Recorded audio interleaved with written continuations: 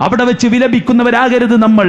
അള്ളാഹുവിന്റെ റസൂലിന്റെ കൂടെ, ഖുർആനിന്റെ കൂടെ ഒരു മാർഗം സ്വീകരിച്ചാൽ മതിയായിരുന്നു എന്ന്, ഇന്ന സുഹൃത്താണ് കേടുവരുത്തിയത് എന്ന്, പണ്ഡിത നേതാക്കന്മാരാണ് കേടുവരുത്തിയത് എന്ന് ഒരു ജീവിതം കൂടെ കിട്ടിയിരുന്നെങ്കിൽ ഞങ്ങൾ ഏറ്റവും നല്ല ബോധമുള്ളവരായി തിരിച്ചു വരാമെന്ന് അവിടെ വെച്ച് വിലപിക്കുന്ന കരയുന്നവരായി മാറാതിരിക്കാൻ പടച്ചറബ് നമുക്ക് നൽകിയതാണ് ഈ ധന്യമായ ജീവിതം. പണമുണ്ടാക്കാൻ മാത്രമുള്ളതല്ല, സൗകര്യമുണ്ടാക്കാൻ മാത്രമുള്ളതല്ല, സുഖിക്കാനും ആനന്ദിക്കാനും ഉല്ലസിക്കാനും വേണ്ടി മാത്രമുള്ളതല്ല.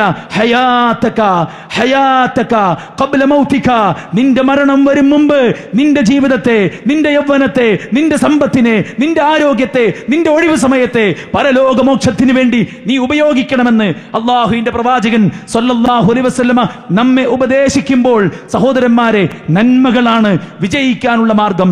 ഖബറിലെ വിജയം നന്മയുടെ രഹസ്യമാണ്. പരലോകത്തെ വിജയം നന്മയിലൂടെയാണ്. സ്വർഗം ലഭിക്കുന്നത് നന്മയിലൂടെയാണ്. ഫഅമ്മല്ലദീന സുഇദു ഫബിൽ ജന്നതി ഖാലിദീന ഫീഹാ മാ ദാമത്തിസ് സമാവാതു വൽ അർദ്. സൗഭാഗ്യവാന്മാർ എന്ന് പറയുന്നത് സ്വർഗം ലഭിച്ചവരാണ്. ഇവിടുത്തെ പ്രൊഫഷൻ, ഇവിടുത്തെ സമ്പത്ത്, ഇവിടുത്തെ സ്റ്റാറ്റസ്, ഇവിടെ നമുക്കുള്ള പ്രശസ്തിയും പ്രൗഢിയും ഇന്ന് നമ്മൾ മരിച്ചാൽ അതിന് മങ്ങലേൽക്കുകയാണ്. ഒരു കൊല്ലം കഴിഞ്ഞാൽ ലോകം നമ്മെ മറക്കുകയാണ്. നാമുള്ള ഗ്രൂപ്പുകളിൽ നിന്നെല്ലാം നമ്മൾ ഓട്ടോമാറ്റിക്കലി പുറത്താക്കപ്പെടുകയാണ്. അങ്ങും ഇങ്ങുമായി ആരുടെയെങ്കിലും ഒക്കെ ഗാലറിയിൽ നമ്മുടെ ഫോട്ടോ ഉണ്ടെങ്കിൽ അവർ ഇയാൾ മരിച്ചല്ലോ എന്നും പറഞ്ഞ് ഡിലീറ്റ് ചെയ്യുകയാണ്. അന്ന് നാം ഖബറിൽ തനിച്ചാണ്. അന്ന് നമ്മുടെ കൂടെ എന്താണുള്ളത് എന്ന് ആത്മാർത്ഥമായി ചിന്തിക്കുമ്പോൾ മനസ്സ് നമ്മളോട് മന്ത്രിക്കും. ഏകാന്തതയിൽ ഞാൻ മാത്രം ഫേസ് ചെയ്യേണ്ട ഈ വലിയൊരു ക്രൈസിസിനെ നേരിടാനുള്ളത് ഞാൻ ഒരുക്കിയില്ലെങ്കിൽ ഞാൻ കുടുങ്ങിപ്പോകുമെന്ന യാഥാർത്ഥ്യ ബോധത്തിൽ നിന്നാണ് തിന്മകൾ ഉപേക്ഷിക്കുന്നത്.